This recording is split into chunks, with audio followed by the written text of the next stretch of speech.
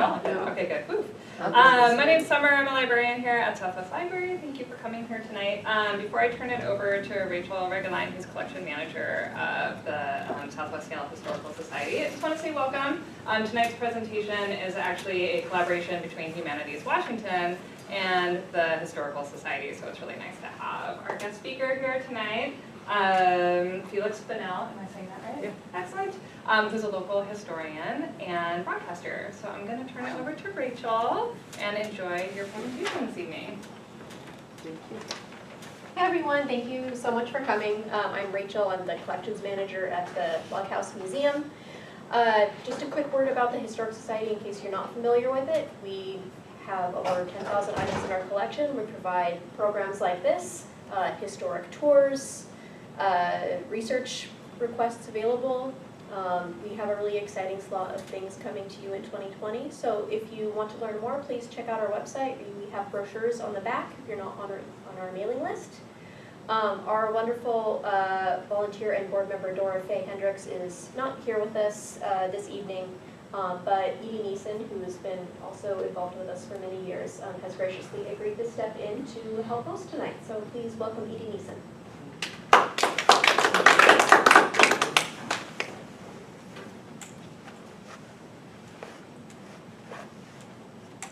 Welcome, everybody. This will be the third speaker that we've had from Humanities Washington. It's a wonderful collaboration. Humanities Washington is an organization that not only sponsors talks like this with us, but does other things regarding history and culture. The first speaker that we had this year from them was David Berkey, who gave a talk about Chief Seattle. Then we had Mayumi Sudakawa, who gave a talk about feminists around the turn of the century. And now we have Feliks. I'd like you to meet Feliks Banel. He's a historian and also deals a lot in communications. He at one time was the deputy director of the Museum of History and Industry in Seattle. He is helping them with a project that is recording the history of, is it broadcasting in this area? Yeah, it was a project about cable TV history. Cable TV was actually invented in Seattle, which, well, invented in Seattle and Astoria simultaneously. And in connection with Washington State University, he is directing a project about, I'm sorry, I forgot. That's more of a radio history project over at WSU, yeah. That one's, I've kind of wrapped up that one for now. Okay. He's going to tell you a lot. Exactly. Everything I asked him about, he said, well, that's in my talk. So without further ado, this is Feliks Banel. Thank you very much. Thank you for coming out on what night is this? Thursday night already? Wow. Okay. Humanities Washington is a really cool organization. They have this thing called the Speakers Bureau, which you have David Berkey and Mayumi here already. David Berkey is great. He saw his chief. He was here for his Chief Seattle talk. Boy, if you get a chance to see him again, he's really good. And if you get the chance to read that book, has anyone read the Chief Seattle book? Boy, best book about local history in a long time. So tonight, I'm going to spend the next 45 minutes or so, maybe a little bit more than that, talking about big storms in the history of what's now Washington. And it's it's not a comprehensive, inventory of every single big storm that's ever happened, because that would take weeks to do that. It'd be fun, but it would take weeks to do that. And for me, my interest in storms, it's a little bit of not a prurient interest, but there's something about storms that's kind of scary. It's beyond your control. I just got back from giving this talk over in north central Washington, and I was talking about how our lives here in the big city, which everything's so programmed and so digital, and everything's so predictable. It's kind of nice when something shows up that sort of makes you set everything aside. It's unpredictable, that everyone has to deal with. It's just kind of out of the blue and intense. And not that, I'm not trying to be flippant, because I know that people get injured and killed, property gets damaged in big storms. And that's, I've talked to several people about this who research this kind of thing, and they say it's okay to be interested in stuff that's kind of like disasters, or there's sort of something very human about wanting to see, you can't tear your eyes away from it. And not that this is some gory talk about destruction and death. It's not like that. But the origins of it for me do kind of have that sort of sort of more darker side. I'm the youngest of 9 kids. My parents, both now deceased, were born in the 20s. My mom was 11 when World War II broke out. She grew up in London. So she was there for the Blitz. They eventually shipped kids to the countryside, and she spent some time in the countryside. But she spent a good year while London was coming under attack almost every night from Nazi bombers flying over from Germany and dropping bombs. And she and her mom, her dad was off at war, her mom worked in a defense plant. Her mom would come home, I don't know, 4 or 5 o'clock in the afternoon, and my mom would have made tea and sandwiches, and they would go out to the backyard where there was a little bomb shelter. The government put these sort of corrugated metal pipe shelters. And my mother grew up in abject poverty, the North London slums. It wasn't anything like, like Dickens almost when I hear her talking about it, Coldwater Flat and that kind of thing. But she said, as being a little kid in poverty, the war was like free entertainment. And not that, again, not being flippant about it, something like 45,000 civilians died in a bombing throughout, from starting in 1940, going all the way to almost to the end of the war when the B-2s started coming with the rockets and stuff. But my mom survived, and her mom survived, and they lost friends, and they saw stuff getting destroyed. But there was this whole kind of thing about the idea that London can take it, especially before the U.S. entered World War II, when London was sort of on, Winston Churchill very eloquently saying how London, England stood alone, in the breach, while the rest of Europe was fallen to the Nazis. And so the fact that London did survive, the idea had been to sort of break the back of the British people by this constant bombing of civilians, and it didn't work. And the whole idea of invading was, they gave up, the Germans gave up on crossing the channel to invade, and so, they never broke the back, and London could take it. And that to me is kind of, my mom didn't dwell on that story, but she told it enough times where that sort of appealed to me, that notion of they all survived it together. This sort of, storm from the sky, the bombs falling. And then, there was a big storm here in 1962, which is before my time, the Columbus Day storm. Who here remembers the Columbus Day storm? Okay, I'm going to want to hear your memories when we get to that part of this program. But, big family. I think at that point there were 7 siblings. Yeah, 7 kids in my family, my mom and dad. Storm hits on a Friday night around 7:30. And in our family folklore, which the other thing about this for me, that these storms are sort of personal. Everyone experiences them in their own way, but then you share the memories with your family, and you kind of repeat the stories every time you get together at the holidays or when there's a big storm. And so for this Columbus Day storm, it hit at about 7:30. My mom was at the grocery store with a couple of my brothers, and the power went out because the storm hit that quickly. And then she had to run around the store, gather them up, and then on the short drive from the grocery store to where the house I grew up in, there were already trees down. My mom had to take a different route and go take shortcuts or longer cuts to get around the fallen trees and stuff, because it was that intense and it came out that quickly. And so their power was out for 3 or 4 days. My father built a fire in the fireplace, and then my mom had to cook for all 9 of them, right? 2 parents, 7 kids. One of my sisters was only 3 weeks old at this point. Had to cook on one of those things everybody had in those days, like the 2-burner Coleman stove, the dark green metal Coleman stove. And so I used to hear that story, and it made me jealous. I missed that. I missed the Blitz. Dang it, I missed the Columbus Day storm. So then when there was a huge storm here in 1990, December 18th, 1990, week before Christmas, I'd been living in Boston for about a year. I just moved back. I was living at home, my parents in Kirkland, the same house that survived the Columbus Day storm. I was working at North Lake Union in Seattle. Hit about 2 o'clock in the afternoon. It had been forecast, but the intensity and the amount of snow, they'd kind of missed that. And so I left my office about 2 o'clock. I had friends who said, hey, why don't you stay in Seattle? It's going to be tough commuting on there. Oh, no, I'm not going to miss this. Because so much snow was falling and it was getting so cold. I wanted to be home the next morning to wake up and be there to enjoy it at home. And it ended up taking me about 7.5 hours to get home. It would have been a 1-hour bus ride from Montlake down to Rose Hill. The buses weren't moving. 520 floating bridge was just frozen. There was so much snow had fallen, and it was so icy on the back end, like the far end of it. Traffic was just stopped. So I stood down there at the bus stop at Montlake and waited, and finally I gave up, and I saw people walking. So I walked across the floating bridge because it was just, there's no other way to go. There's no other way to get home. And I hitchhiked a ride on the other side. Anyway, it took me, as I said, about 7.5 hours. And I still vividly remember getting dropped off from this people I hitchhiked with about 6 blocks from home. And then walking that last 6 blocks, 18 inches of snow had fallen. And that much snow, everything looks different. It's like a surreal dream or something.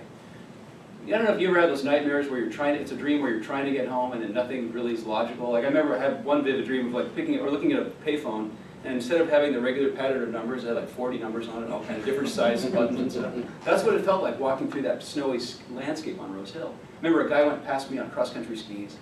And I got to my parents' house, And I've never been happier to see them, and they've never been happier to see me. It was like this wonderful reunion to have made it home that long. They didn't know what had happened to me, and they, it was just a happy little reunion.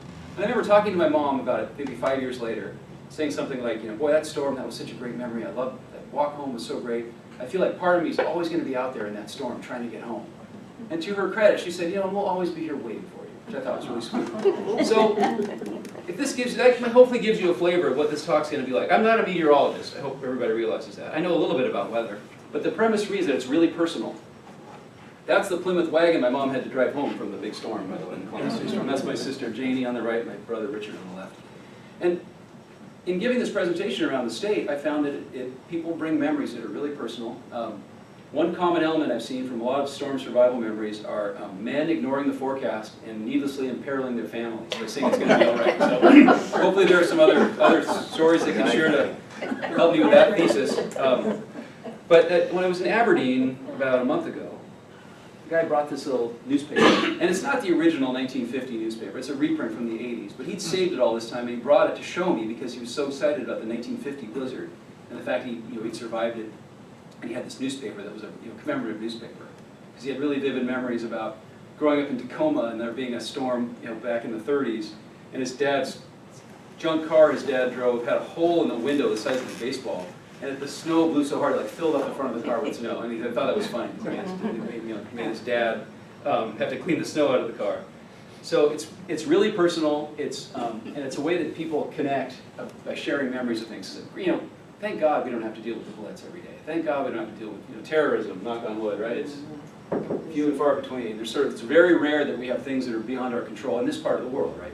So when weather comes along, as long as nobody gets hurt, it's this great chance to kind of stop and slow down and think about what's really important, and I like that.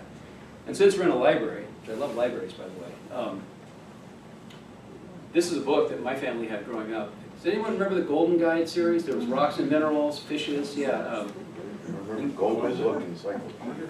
Same illustrations, yeah. The butterflies, exactly. And there's something like 75 titles, but the real core ones from the 50s are the real rocks and minerals, weather, fishes, that kind of thing. We had this when I was a kid. And I still have it now. I have the same copy of the book. And they're all really lushly illustrated. There's very few photographs. There's maybe one photograph in the whole book. It's all like hyper-realistic watercolors. And when I was driving across country by myself about 30 years ago, and I had to be in Rhode Island at a certain time, I couldn't stop when I got stuck in a giant thunderstorm in the Midwest. And I have experienced very few thunderstorms living in the Northwest my whole life. So out on the plains, I was driving along the highway, I could see the storm over here to the left. It was like a thick squall line, black cloud, and then sky color below, and I thought, God, I'm so glad I'm driving this way, but of course the highway curves around, so I'm going right into it. And I knew I could stay on the road, along with the big trucks and stuff, and like lightning was hitting silos and lightning rods as I was driving past, huge driving rain pouring down, but I knew, and I repeated in my head, something that Golden Guide to Weather had taught me 30 years earlier, car body shield documents. I knew I was safe. I knew this was like, it was like a magic incantation. Car body, I just repeated it over and over again. My knuckles just grabbing the steering wheel hard because it was the most scared I've ever been driving in a big storm. But I knew I was safe thanks to the Golden Guide. So then, what we're going to talk about then is this mixture of storms, windstorms, snowstorms, at least one big flood, and no heat waves, nothing like that. The heat waves don't really interest me very much, I have to admit. They're sort of passive. You kind of like, it's hot. And it's not as exciting as wind and snow and rain. And it's not comprehensive, of course. It's also, I like media history too, and because we go chronologically, it's almost a media history as well, because some of the earliest recorded history of storms, there's just writings and journals about it. As you get later into the 19th century, there's photographs. In the early 20th century, there's silent film, and then as we get into the mid-20th century, there's radio, and then TV video clips. So I've got a whole mixture of stuff that we can kind of, there's a parallel media history as we work our way through this. I'll grab my notebook here, so I have it handy. So the first recorded big storms, the explorers who were here in the 1770s, 80s, and 90s, they were all smart. They all came either in the spring or the summer. So if you pour through the journals of the Spanish explorers, or Captain Vancouver, or Robert Gray, or any of his crew, there's not much about the weather. I mean, Captain Vancouver, who arrived in May up at Strait of Juan de Fuca in Puget Sound, he writes this Chamber of Commerce prose about how he imagined a great civilization rising up here, and like fertile farms and everything. The unfortunate timing of Lewis and Clark, though. I would never recommend camping along the Columbia River in November. Who would do that? You'd only do that if you were Lewis and Clark and Thomas Jefferson had forced you to do it. They were pinned down for several days down near where the Astoria Bridge is now, where the Megler Ferry used to be, and they recently renamed, actually it was for the Centennial, I think, or Bicentennial, excuse me. They renamed the rest stop down there Dismal Niche, because the spot they were stuck, Clark referred to as, we're now leaving the dismal little niche. And so they were the first non-natives to actually record bad weather. And there's a meteorologist in Oregon who theorizes that this big storm that they dealt with on the 22nd of November, 1805, was very much like the Columbus Day storm in terms of the low pressure associated with it. The lower the pressure generally, the more intense the storm will be. And the storm track of it moving across the mouth of the Columbia River and then up into southwest Washington. And that's, again, I'm not a meteorologist, but basic premise is with a windstorm, high pressure always wants to go to where the low pressure is because nature is always trying to balance out. And when you have a low pressure area moving across the mouth of a river or through a valley, our interesting topography creates these different, the air just doesn't mix easily like it would in a big bowl. It's challenging to get around the mountains and the valleys and everything. So that's when you get these different weather patterns. And in fact, where Dismal Niche is about 10 miles as the crow flies, where the highest gust was reported during the Columbus Day storm in 1962. So if this storm of 1805 was as big as this meteorologist in Oregon thinks it was, those guys were just, they were hunkered down on the north side of the Columbia, on the Washington side, and just having a really miserable time. And Clark wrote, "Oh, how horrible is the day." Wouldn't it be fun to do a Lewis and Clark spelling bee, where you have to spell the way they did it? And somebody pointed out that when I was in Curlew the other night, said, Clark might spell horrible that way one day, the next day you might put two B's in it. So it would have to be really, it would depend, you'd have variations on how Clark would spell different words. So, the first big storm in recorded history, and again, indigenous people, of course, have been dealing with the weather for thousands of years, but the recorded part of it isn't, you can't really access any recorded information about those kinds of big weather events prior to this 1805 storm. As you move later into the 19th century, the next really big, intense storm system was the winter of 1861, 1862. And I searched around, I've talked to a couple people. There's an old a King TV meteorologist named Larry Schick who's working on a book about this winter of 61, 62. And there's no photographs of the storm from Washington Territory or the state of Oregon. These images are from Sacramento, California. It was what Larry Schick describes it as was a series of Pineapple Express storms. But in a stormy year, we might get one or two of those. In 61, 62, 1861, 62, it was just one after the other, early December into late February. And the jet stream, the upper air movement that brings the storms from the Pacific, that moved way south. So California was pummeled with tons of rain, precipitation as rain. From central Oregon up into BC, it was extreme cold and extreme amounts of snow. And when I say extreme, just literally off the charts. And one of the interesting parts about this, there's a couple there's only a few images I have from California. And then I have, this is a picture of Seattle from 1865, so it's a few years after that winter. You can see the University of Washington in the center back there. So this, Clarence Bagley wrote about this winter. So we don't have any photographs from Seattle from this winter, but what Bagley said was, the pioneers of that period have always spoken of that season as the big winter. The winter of 1861-62 was extremely cold. Snow began falling a little before the holiday season, and when it ceased, the mercury gradually crept down until it reached 4 degrees below zero for 2 or 3 nights. On Lake Union, ice formed 6 inches thick. One day, a party of us crossed through the woods at the Portage, where Husky Stadium is now, and found that Union Bay was also frozen over, but the great body of Lake Washington was free from ice. And this is my favorite factoid about this storm. The ice on Lake Union continued smooth for 6 weeks. Fortunate owners of skates renewed the activities of youth. Thomas Mercer, who had given the name of Union to the lake several years earlier, then 48 years old, and George Harris, 18, were the champion fancy skaters. So Mercer's out skating around on the lake that he named. I think that's just very cool. And here's my second favorite thing. Then snow fell 2 feet deep and spoiled the sport. 2 or 3 rough sleds were made, and brave attempts at sleighing were made periodically. Lacking sleigh bells, small cowbells were used instead. That just seems very Seattle to me. Like, we don't have real sleigh bells, so we'll just use cowbells. Sort of that, we're far away from everything, we have to adapt, whatever there is. The snow did not disappear until March. I've read that in Walla Walla, where it was intensely cold, intense amounts of snow, there were snow patches in the shade until June of 1862.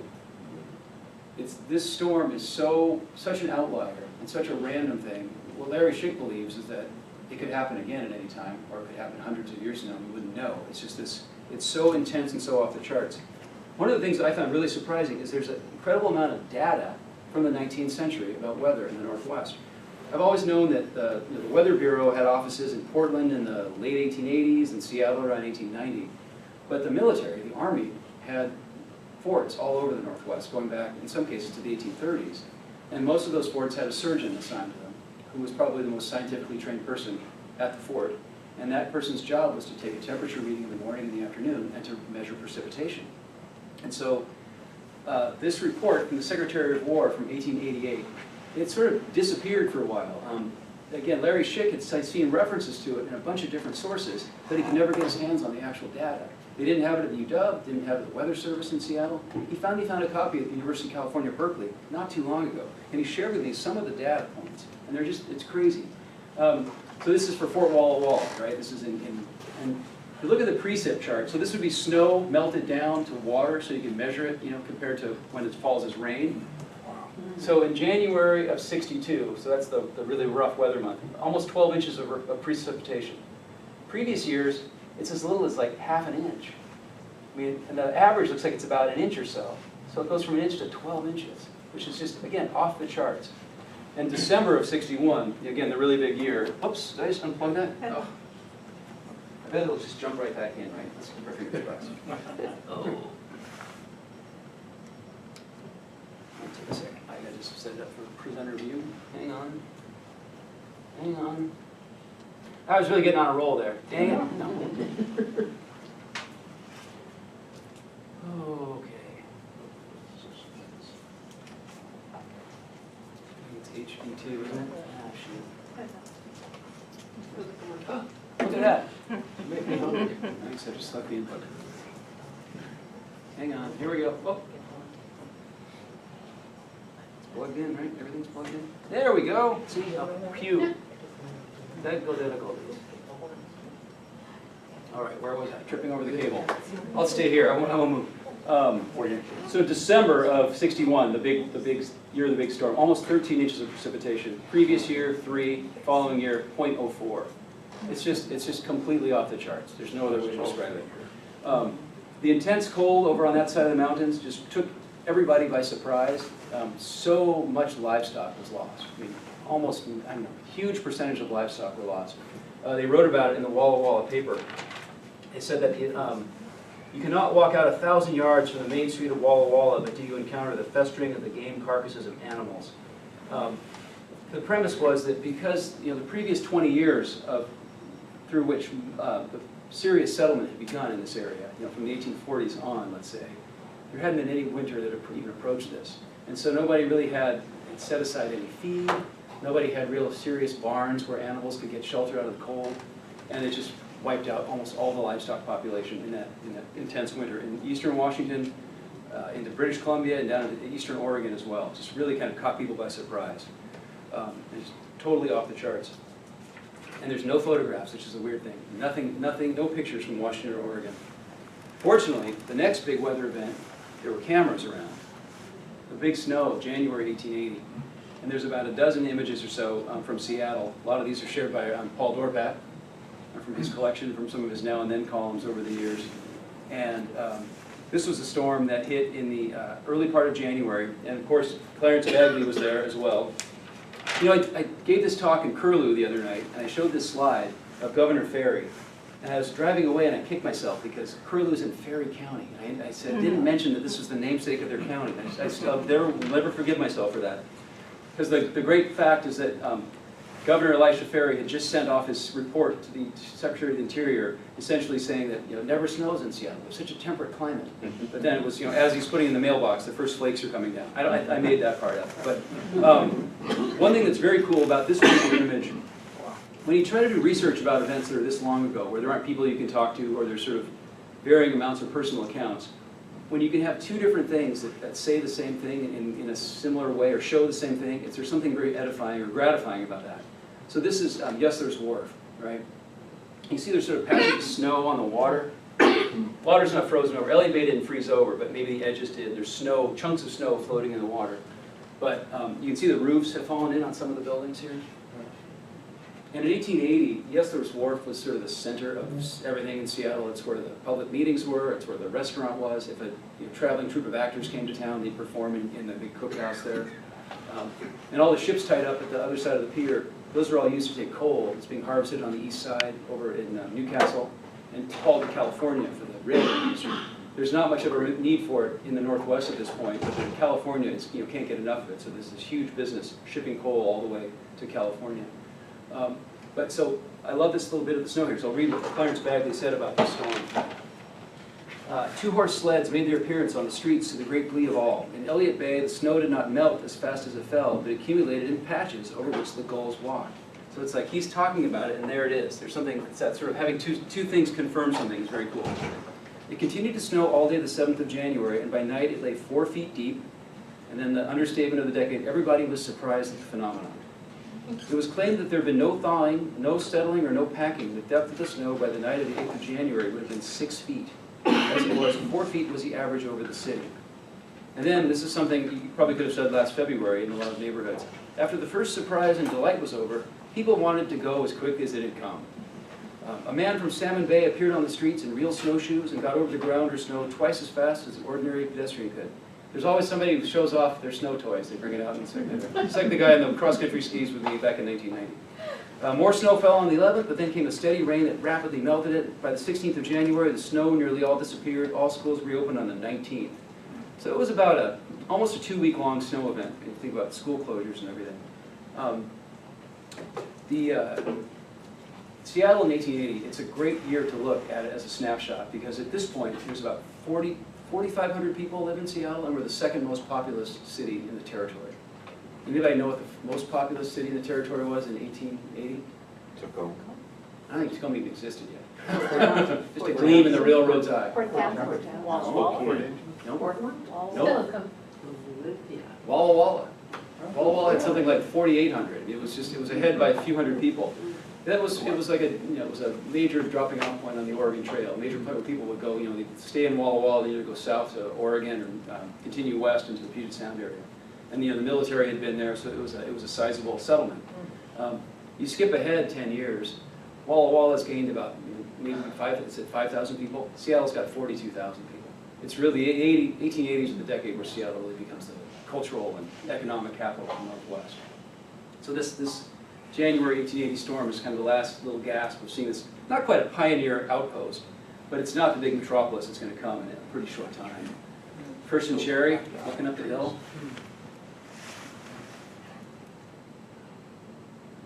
First Avenue down around Yesler.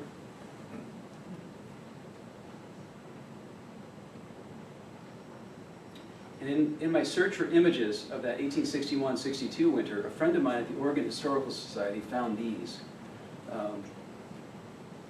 Can anyone guess what we're looking at there? It's actually the Columbia River, frozen over near Vancouver. They think, they're not sure. You see the person standing in the lower right there? Oh, yeah. Oh, wow. And all the steamboats frozen at the dock. And then this picture, it may be from later than 1880. It might be could be even early 20th century. They really weren't sure. They have these two images in their collection. There's a second image I'll show you. I think what the photographer has done is walked out onto a bridge and then shooting that way perpendicular from the bridge. Because this next image, it's like the camera's rotated this way. Because you see the sides of the bridge and you see all the people ice skating or just playing around on the ice. And the Columbia has frozen over about 6 or 7 times in recorded history between like the 1830s and about the late 1920s, I think, early 1930s. How many times? About 6 or 7 times. Just parts of it or Parts the of whole it, thing? parts of it. And then in 1861-62, way up north, like in the northern part of the river, the upper river was frozen as well. But down around the Vancouver area is frozen several times, but not at all in the era of dams, because the whole plumbing of the river was shifted by the creation of dams and dikes and all sorts of other flood control stuff. It hasn't frozen over for decades.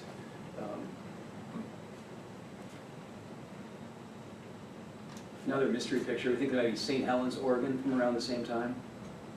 The snow quantity doesn't quite look as great, so I'm not convinced on this one.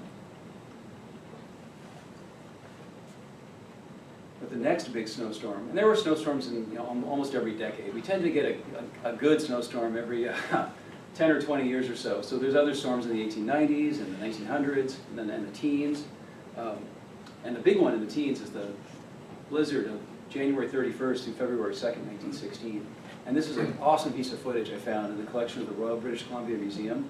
So it's, it's not Seattle or Portland or Spokane, but it's, Victoria is, it's practically in line with Everett or so, or Bellingham, right? It's not very far north, but it gives you a good idea of what an urban area looked like during the big storm in 1916. I just love this. It's silent footage, and I just think it's just magical. You replace the vehicles with modern cars, and it's like, who hasn't done this? Where your brother-in-law comes over with a cable and drags you out of your driveway. It's comfortingly timeless and universal. And this group in Curlew the other night got really excited about the shovels people were using. They were trying to figure out if they were actually commercially made shovels or sort of homemade shovels. And there's a great wide shot of the sled going, look at the sled down here in the lower right. This is cinematic. It looks like Magnificent Ambersons or something. Yeah, there was a lot of debate about the shovels the other night. Like that guy, why is that one sort of, looks like a board nailed to a broom handle or something. It's almost Dickensian with a streetcar going by and everything, though it's later than Dickens, of course. And this storm just hit most of the Northwest, and there's tons of great images from all over the place, from Seattle, as well as tons of stuff from Western Washington, which I was able to collect. So about how many feet in Seattle? Between 3 and 4 feet in different parts of Seattle, and more north and more in the mountains, of course. This is down at 2nd Avenue. You can see this Nordstrom right there. What? And then someone's got sled dogs. I don't know, again, somebody always brings out some esoteric snow toy that only works every 10 years, right? This guy's got sled dogs in a sled. One thing that was really cool about this storm we had this past February, the last big snowstorm we had in Seattle, by my estimation, was December of 2008, which was the B-plus snowstorm that Greg Nichols, kind of brought down his administration, in a way, where it was right before Christmas and the snow lingered around. They were doing different stuff with plowing, and it kind of, it was the last time we had a big storm. And then you have to fast forward to 2019 until we have another significant snowstorm that kind of shuts down the city and school gets canceled and everything. Also in that 11 years, social media has really risen up, right? And between 08 and 19, so many people of all ages had signed up for Facebook or Twitter or whatever. And this snowstorm we had in February was the first snowstorm in Seattle of the social media era. And so people everywhere were posting pictures of like their back deck with a ruler stuck in the snow and everything. And I actually interviewed someone at the Weather Service office over at Sandpoint. And she said they were sort of, not spying on people, but they were sort of passively collecting data. And, hey guys, hey Joe. Hey Joe. Thanks for joining us. I'm going to start again. Okay, let's go back to the first slide. Don't worry, this will not be on the midterm. Anyway, so people were posting pictures, and the Weather Service was actually collecting those and looking at differences, microclimates. Like, oh, there's 5 inches in Linwood, and there's 4 inches in Everett, and so they were sort of seeing what people were posting, because everybody I knew, all my siblings, because we're all into weather like this, they were taking pictures of rulers in their backyards. And so, the cool thing about that is, in addition to civilians posting their own pictures, it made people post pictures from that big blizzard of 1916. So all the stuff that we're looking at was posted during that storm in February. Everett, I mean, those are real, people got excited about the shovels in Curlew too, about this picture too. But I think the conversion zone must have been in place, even in 1916, right? I mean, that's the most snow I've seen in any of these photographs, with this 3 or 4 feet of snow falling around the southern part of Puget Sound, the central part, but way more falling up in Snohomish County. He says, I mean, the amounts are just insane. I don't think I've ever seen a storm this big in my lifetime, where it's 3 or 4 feet of snow. I mean, the most I've ever seen is like 18 inches or so back in 1990. All through Snohomish County, it's huge amounts of snow. We even go out further east into Monroe. You can see February 3rd, 40 inches of snow on the ground, February 3rd, 1916. You want a tidbit from Seattle? What's that? You want a tidbit from Seattle? Yeah.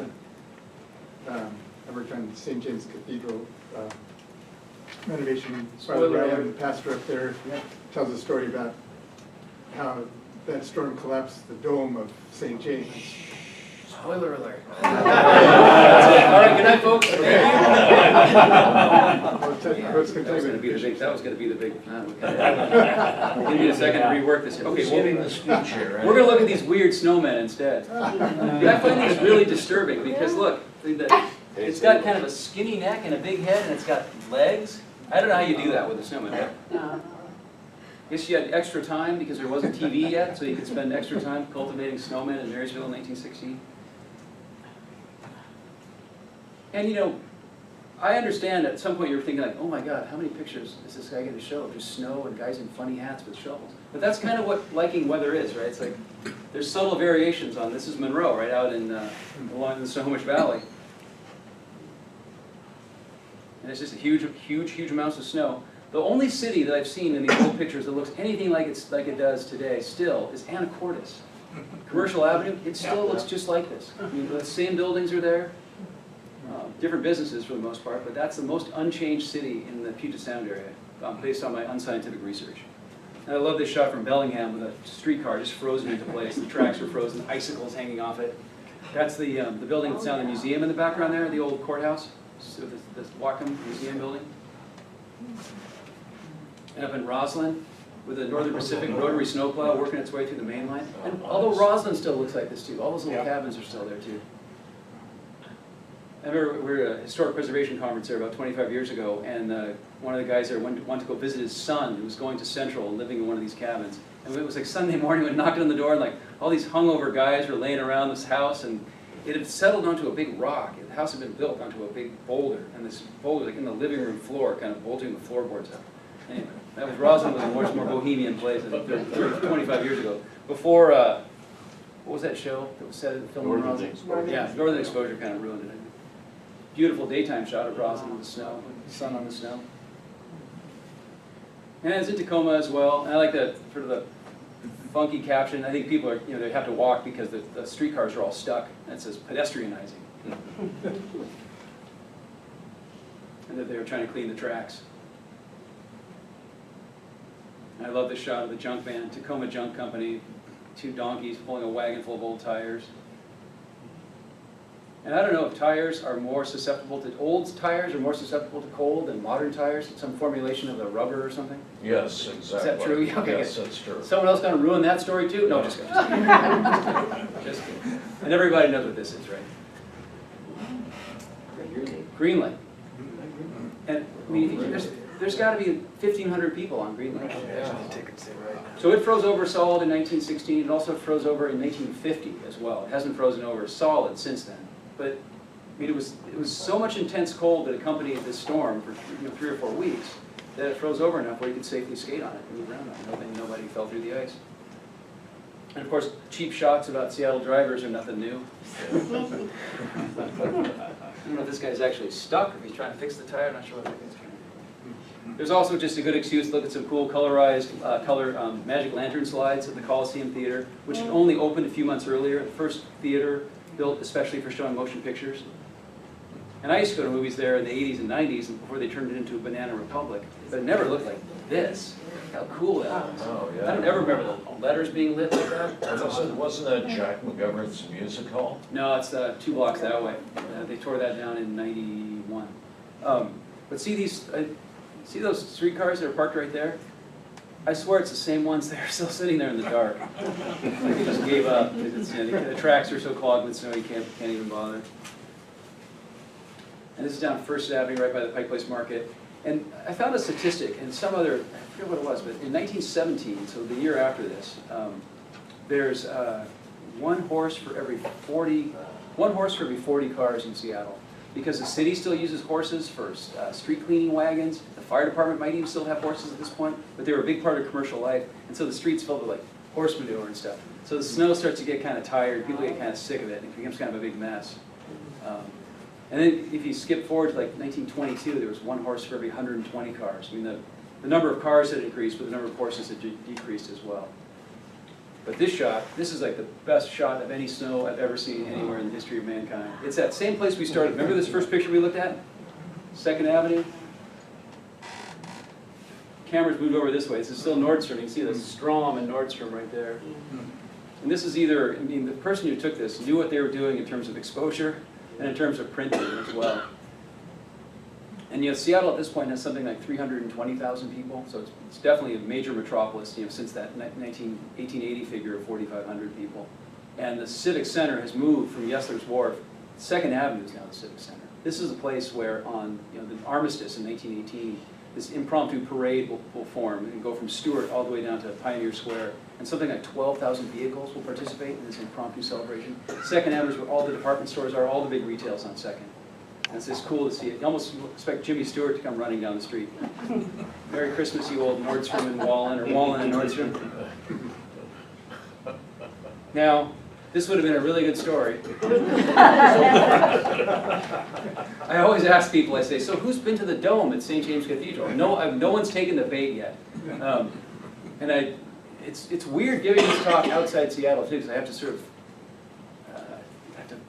direct it to a non-Seattle audience and sort of explain what these things are. But you guys all know what St. James Cathedral is. So the Dome up there, I think it was built in 1907. One thing I learned recently was that it had terrible acoustics in the main sanctuary, and they'd actually put a glass ceiling at the base of the dome sometime after the cathedral had opened to try to improve the sound. So this is a shot from this is looking from the south. This was the north. Yeah, this is north looking south. This is south looking north. And so the theory is that so much snow fell, heavy snow fell between the parapet and the side walls of the dome that it just collapsed. And it happened, I think it was a Tuesday afternoon, it was around 10 to 4. There was no one in the sanctuary when it happened. Nobody was injured. The immediate area underneath the dome was damaged, of course, like the pews and things. Looks like a bombed out, like St. James or St. Paul's Cathedral kind of thing. But none of the statuary was damaged. A few windows were blown out, but only clear glass. None of the stained glass was damaged. And the initial estimates were way, way more than it ended up being to cost. The estimates were too high about what it cost to fix it because they decided to not replace the dome, kind of two birds with one stone. And this is a really famous Seattle Post-Intelligencer picture. And I've been unable to figure out how much forensic engineering was done to really understand what happened. But that theory about the sidewalls, you can see it's almost completely intact, one of the sidewalls there. So it wasn't that it was pushed down, it just was pushed in and then... So what the Archbishop said when he was touring it that morning to the pastor at the time was, not a word of this to the press. Yeah, yeah, exactly. I've been up in the Holy Names Dome, up in the actual wood part of it. It looks very similar. I mean, it's the same similar kind of construction, I guess, but I don't know. It was something, what was the damage in the storm? It was millions of dollars, 1.3 million in citywide damage, which would be about $30 million adjusted for inflation, which doesn't seem very high to me. And a few people died in this storm as well. But it was over most of the Northwest, and especially Western Washington, but also into Eastern Washington as well. Now, one of the cool things about going around the state and doing this talk is I hear from people about what's important to them in their regions. And in north central Washington, this flood of 1948 is a big deal. Not for everybody, but there's always that one guy who kind of knows the whole story, right? So this was in the snowpack. For some reason, it was a very cool and damp spring. By early May of 1948, a lot of places where they could measure snowpack, it was at 200% of normal. I mean, a huge amount of snow in the mountains. And then in the middle of May, May 15th, the temperature spiked up, as it often does. And then there was intense rainstorms in those valleys. Something like 2 or 3 inches of rain fell in the late part of May. So all the sort of, everything combined to create this huge, huge flood event that stretched from up into British Columbia all the way down into Oregon. Where it was the most, we see the most intense amount of damage in the upper river. This is around where the Methow enters the Columbia at Pateros. You can see this is all flooded farmland here. Can you go back one slide? Sure. Okay, never mind. I thought I saw something there. But I have a question on that. Where it's coming down in Washington, where it goes from flood to no flood? Yes. Is that the Cascades? Is that where does it actually get into western Washington? No, that's the Cascades. That's the slopes of the Cascades. Yeah, exactly. But it's like the drainage of the Columbia River system. Seeing this map and talking to these people in central Washington last week, you really start to understand why the British wanted the Columbia so much. It's like it's everything. I mean, before, when rivers were the main way of traveling in the hinterlands like that, I mean, that was power to have that river. So the fact we were able to get to the 49th parallel, that's good. It's good. We did well for ourselves by getting the U.S. boundary, the 49th parallel, not giving up everything north of the Columbia, because we would have missed out on so much great stuff. That pig ward worked out. Yeah, eventually, yeah. There were something like 6 bridges on the Methow between Pateros and Winthrop, or Twisp, I think, and all those washed out. Everything on the Methow washed out. And these are just some flooded lands around Brewster, which are just right around the upper part of the Columbia in Okanagan County and just east of Chelan County. Something like 51 people died in this flood in British Columbia, Washington, and Oregon. This is the bridge at Pateros where I-90 now crosses, but at this point it was US 10, and it just undermined by the flood and washed away. I think it almost took a truck in with it, almost. And down at the mouth of the Columbia this is where the Vanport flood happened. Anyone heard of the Vanport flood before? Yeah, it was a big wartime development. I have a little newsreel. It's about a minute and a half here.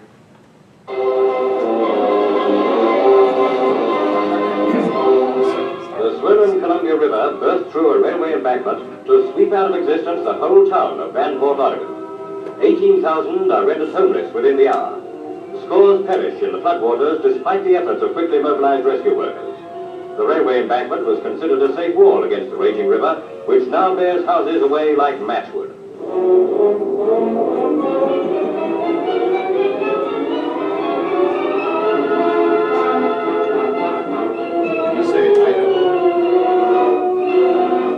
So brief was the warning that hundreds of families had only time to scramble to precarious safety on their own roofs.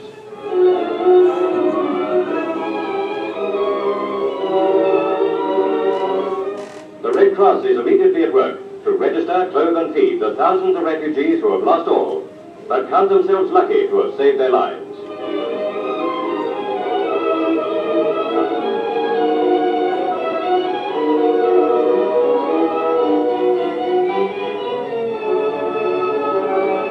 Dikes are strengthened as the waters sweep down to the coast.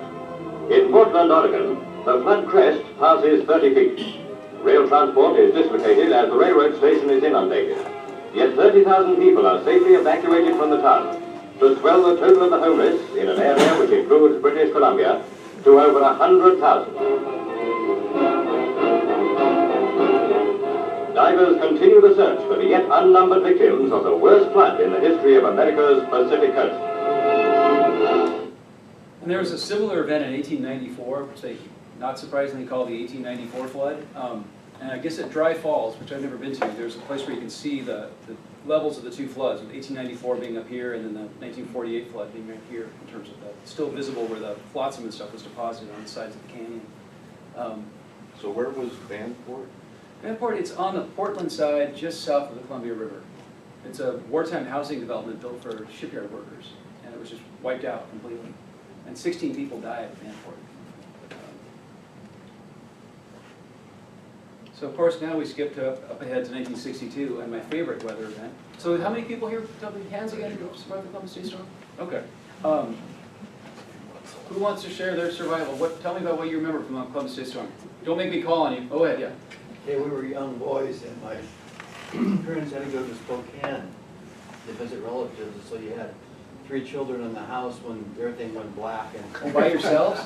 Oh yeah. How old were you? I was probably 12 and Okay. 12, 13, 15, and Okay. since we had camped our entire life, we knew exactly what to do. You had the 2-burner stove, Yeah. you had the camp line, had everything. So we had bacon and eggs, and we had a great time. Nice. Who else? Anybody other? We were playing outside and then hearing stories about straws getting embedded in telephone poles. Oh, wow. Okay. Well, I mean, it's like some of the lowest barometric pressure ever recorded in the United States, I think 28.2 inches, something like that. And the first sign of any trouble, it's a typhoon named Frida had worked its way across the Pacific. And typhoons are like hurricanes, they're fueled by the warmth of the moisture coming out of the ocean, right?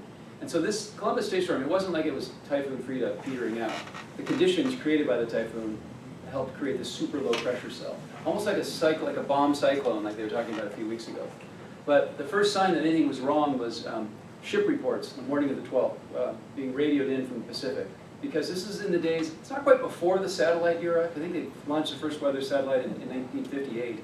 But there wasn't the kind of coverage we have now. And there certainly wasn't the kind of resolution they have on being able to do that Doppler radar and stuff. But ships were radioing in high wind speeds and low barometric pressure. And so the Weather Bureau in Portland kind of put out a sort of semi-cautious forecast about like, expect high winds in the Portland area today. There was a meteorologist working at KGW TV and radio, which is one of the stations owned by the Bullitt family, down in Portland, a guy named Jack Capel. He famously went on the air around 5 o'clock from he had a little studio at the airport saying like, run for your lives. It's the storm of the century is here, we're all gonna die. Because it hit Portland. One thing he noticed is that in looking down the Willamette Valley, looking at the weather reports, he saw stations were going offline. Something was working, some sort of a monster was working its way up the Willamette Valley, and they were losing reports gradually from south to north.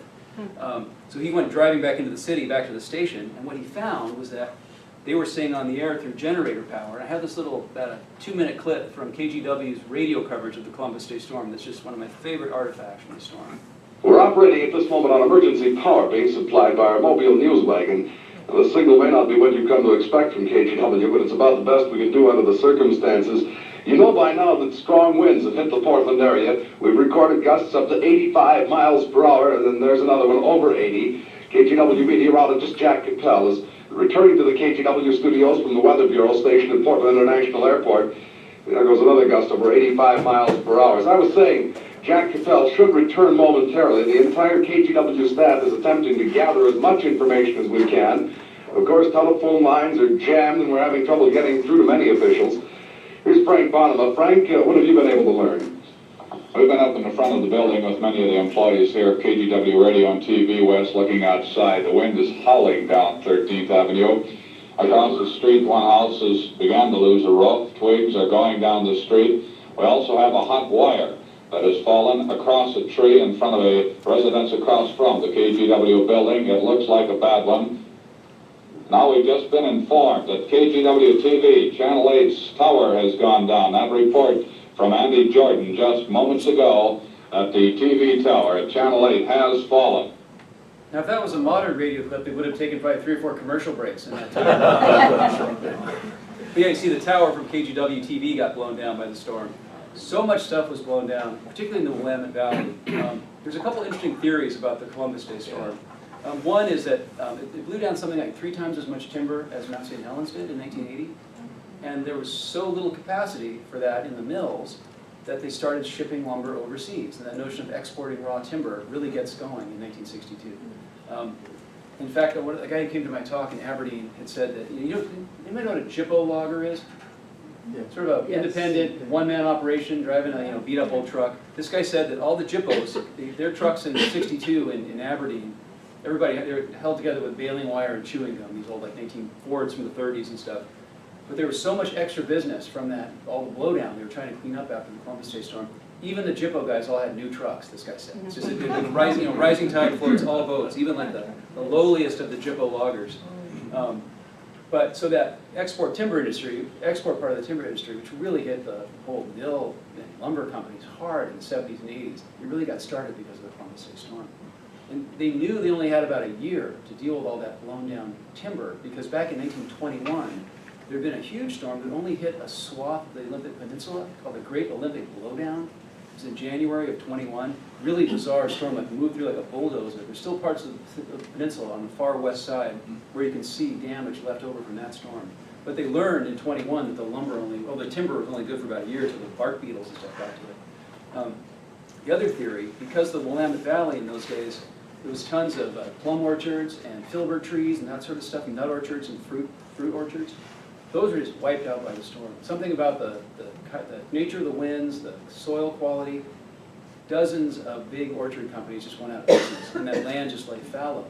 So then in the late 1960s, when professors from Oregon State University are looking to start a wine industry, there's all this cheap land available in the Willamette to plant grapes. And that whole multi-billion-dollar Oregon wine industry grows up as a result of the Columbus Day storm, having wiped out all the nut and fruit orchards 10 years earlier. So Did it cross the Cascades, that storm? It did, but not anywhere near the intensity that we saw. The ground zero was Portland and Southwest Washington, but it also did damage in Tacoma and Seattle. And whoops, wrong direction. It really liked 53 Chevys for some reason. 51. No, that's a 53, isn't it? No, it's a 51. Oh, you're right. It's got the 2-part windshield. You're right. Yeah, thank you. Very good. Thank you. Did I tell you about the dome? It's changed. I'm just kidding. barometric pressure recording from the state capitol, Olympia, so it's under 29 inches, which is, it's pretty low, but not like the deep low we saw off the coast and the mouth of the Columbia River. And this is the weather chart showing how the low moved its way up. Basic premise is if the low moves across the mouth of the Columbia Valley, it sucks all the wind down here. If it moves through the Willamette Valley, it sucks all the wind this way. Same thing if it goes across the Strait of Juan de Fuca. But again, the biggest damage was from here, Willamette Valley up into the lower part of Puget Sound. And there's lots of great pictures. So many trees were knocked down by the storm. You can't really overstate how many trees came down. I've heard from so many people about, that tree that Grandpa planted went down. A woman told me that her family, they lived on the east side, but they used to go to Claylock every year. And she and her siblings, there was a tree they called the carousel tree, because it had all these little branches that kind of came out. They could sit on it, pretend it was a merry-go-round. That tree was wiped out. All these favorite trees were gone. Yeah. Yeah, and stuff up in Everett. Anybody recognize this famous residence? Governor's Mansion. Yeah. See, even the politicians, it affects everybody. The high and the mighty and the low and the meek. And that floating bridge that I walked across in 1990, it was under construction and a piece of it broke loose and ran aground over in Madison Park.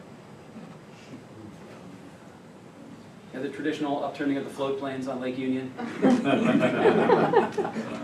Remember Thomas Mercer skating out here in 1880, right, on the lake he had named? Excuse me, 1861, the lake he named 10 years earlier. And a tree fell, and also the electrical wires caught the house on fire. And if you like old 1950s cars, there's parts of this storm that are very sad because for some reason, almost every car you see damaged by the Columbus Day storm is from before 1962. It's sort of the... It's almost Christine. Yeah. Wright Park in Tacoma, which apparently had an interesting collection of trees from all over the world, many of which were damaged by the storm. And what happens on Friday nights in October in most communities everywhere? Football. Exactly, high school football. And I've heard so many stories from people about football games that were either canceled or interrupted midway through because the winds were so intense that lights were getting knocked down, or the school officials decided to call it. Other thing I've heard enough times where I don't think it's an urban legend is that at practice before the game would begin, the place kicker would kick. If he kicked with the wind, it would go down the street 200 yards. But if he kicked against the wind, it would go backwards behind him. So. And at UPS, it took down the whole press box at the stadium and flipped it over the fence on its head. And some of these things, this is actually out in Puyallup, this damage.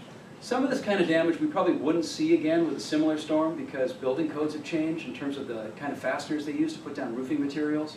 And it's just, it's a different era.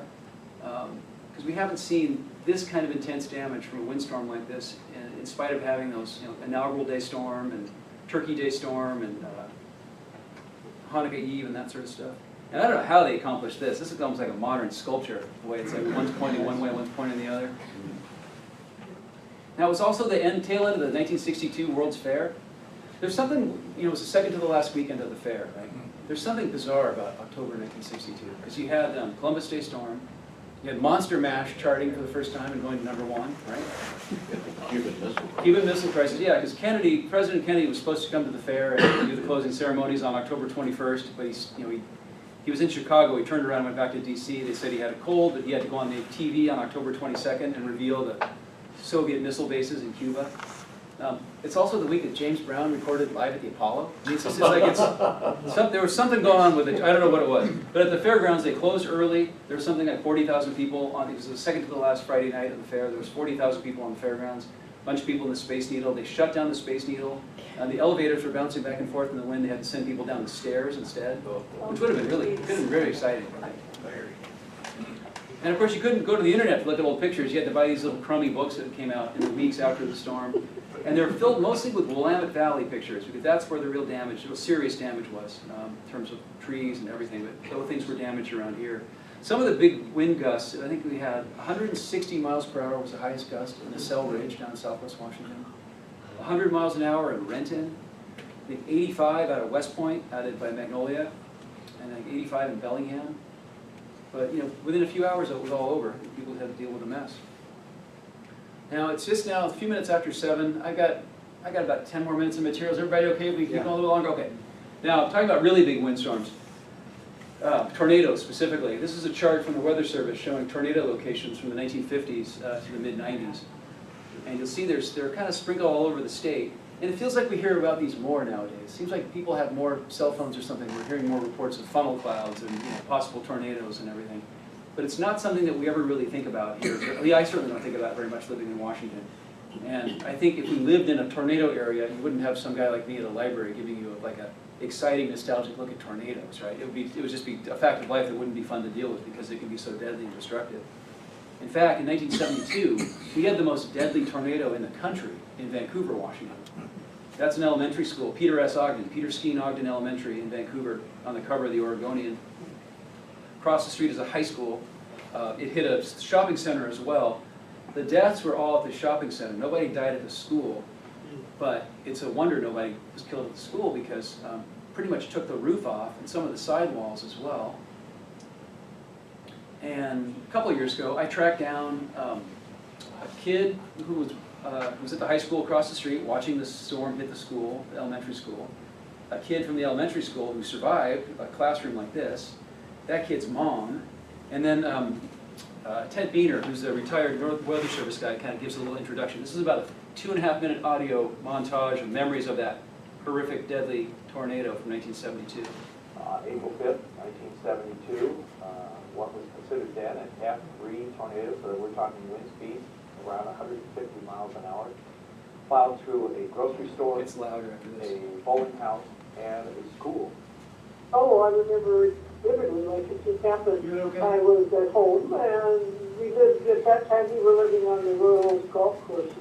So I was watching this storm on the coming down the 6th fairway, and anyway, then I heard that there was a tornado.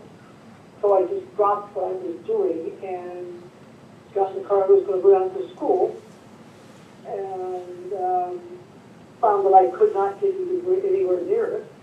So I started walking, and then my anxiety, I just was running through an open field, and someone, they were yelling, and don't run in there, don't walk, because it's down power lines. My name is Kevin Wood. I was a student at Fort Vancouver High School. I was a junior that year that it happened, and we were looking straight east, right at an elementary school there, Peter S. Ogden. And it was just it was surreal is what it was. It was just kind of looking at it, and all of a sudden, it just looked like the entire school kind of lifted up into the air, and it just kind of imploded within itself. Curtis Johnson, Vancouver, Washington. And I don't know if the teacher said Josh or really knew what was going on, but I remember kind of getting under my desk and then just, in a blink of an eye, kind of looking out from underneath the desk, or coming out from underneath the desk. The roof was gone.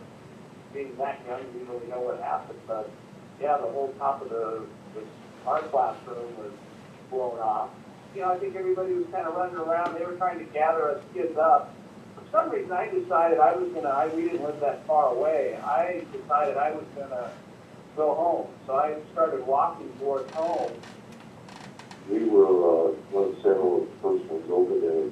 Some of the things I still really stick in my mind, seeing a kid's jacket wrapped around a basketball hoop, and then just a pile of brick and rubble, kind of going through, kind of looking, and just seeing, some like little hands sticking out from under piles of brick and everything, and then just going through with other students and everything, and just, pulling kids out from under this stuff. Anyway, I made it to school, but we couldn't find Kurt, and they said, go look in the gym, because that's where we're sending the future children, and he wasn't in there. So I just kept looking. He's got to be here someplace. There was a gentleman that stopped and looked at me, and I guess at that point I had a big cut on my forehead, or on the top of my head, and I was bleeding pretty badly. So he told me to get in the car, and he took me up to the hospital. We just got in the car, and he said we'd start checking hospitals. I knew he was alive. If he hadn't been killed, but he could have been wandering around the street someplace, or laying out in that field. we went up to the main entrance, that is Memorial Hospital then, to the parents of the students and all in school. And so they had made a list to see the children that had brought in there, and he was on it, and he hadn't found it. Yeah, I think my folks, once I found them and realized that they were okay, that just made a huge difference to me. I just really thought that maybe everybody was gone, or that, I didn't know what was left. So when I do remember when they finally found me at the hospital, then I settled down, or I just wasn't so, I said, okay, it's okay, Mom, Dad. I like the idea that kid deciding to walk home. I love that.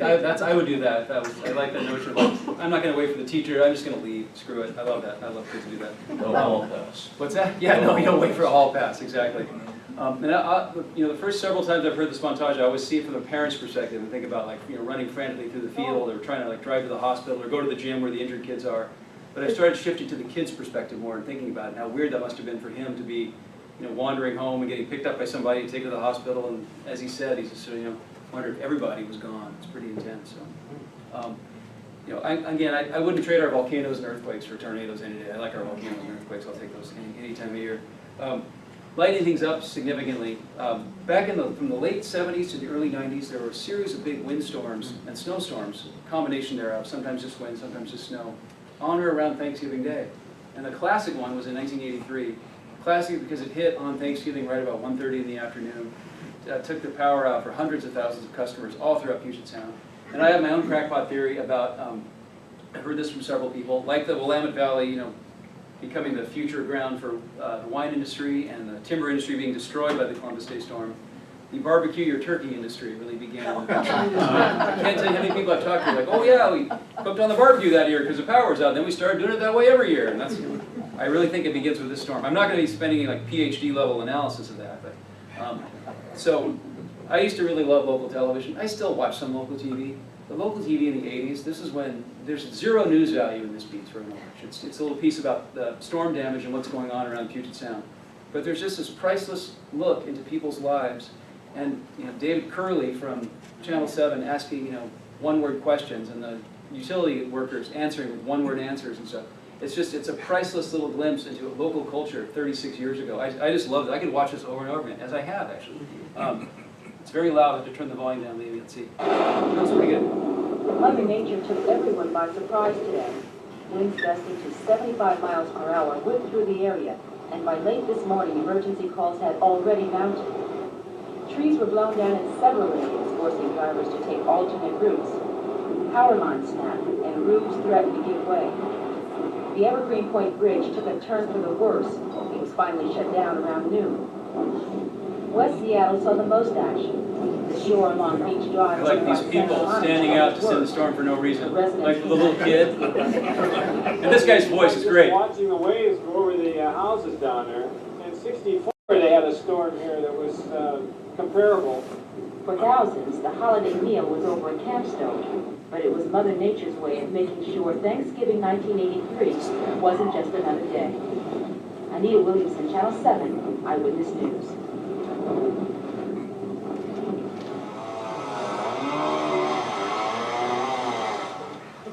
Power crews will probably be out most of the night repairing lines in their effort to restore electricity. These Seattle City Light workers are replacing 2 poles which were ripped down when this 150-foot tree was uprooted. The damage was spread over a 2-block area. Many of the workers have been on the job since early this afternoon and didn't get a chance to have Thanksgiving with their families. Did you get a chance to have Thanksgiving? No. I didn't. I didn't go down to my dad's, but I got called out to send my family down there anyway. So did you get a chance to have any turkey? Hopefully sometime tonight or tomorrow. The blackout not only interrupted the Thanksgiving for these city light workers, but it also forced some changes in plans for residents in this area who've been without electricity for most of the day. For Rosetta Pruitt and her 2 sons, the problem tonight is that they have no heat. They're huddling around a fire and wearing coats. Today was the first Thanksgiving in 35 years that Mrs. Pruitt had not planned to cook dinner, but her sons had trouble finding a restaurant with power. Mrs. Pruitt says it's a Thanksgiving she won't forget. It hasn't been too bad. I can't complain. I've just come from Cummings, China, so I haven't complained. it's an inconvenience for as far as me watching football games, but tonight it's not going to make any difference anyway. Just put a lot of blankets on the bed and just bundle up as best you can and sleep and hope the power's on sometime during the night. It was a nice Thanksgiving because I was together with my family. In North Seattle, David Curley, Channel 7 Eyewitness News. I like the fact that, so many people are without power that, a much smaller audience can even watch that clip in the first place. I don't know, I could watch that over and over again. There's something very special, very local about that clip. I love that. And the woman saying, no, it's no big deal. I just come back from communist China.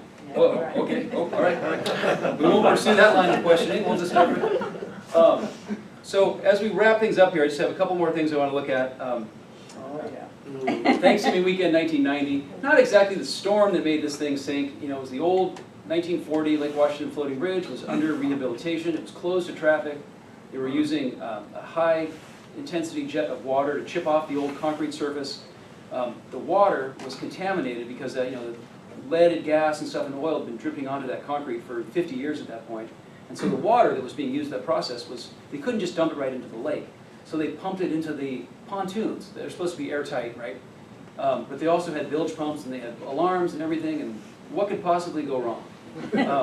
So it was a little bit stormy that weekend, but the main problem was that the pumps failed and the bridge pieces just started to sink. So King TV put together this nice little special, and they played it in the middle of the night so you could tape it on your VCR back in those good old days. And my brother taped this on his VCR, and only the Bullitt family would set a disaster like this to classical music. That's the best part about it. It's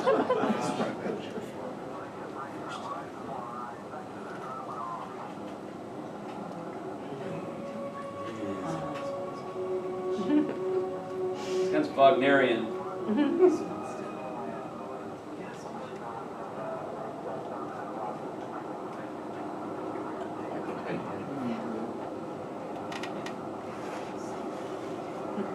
That's what news helicopters were invented for.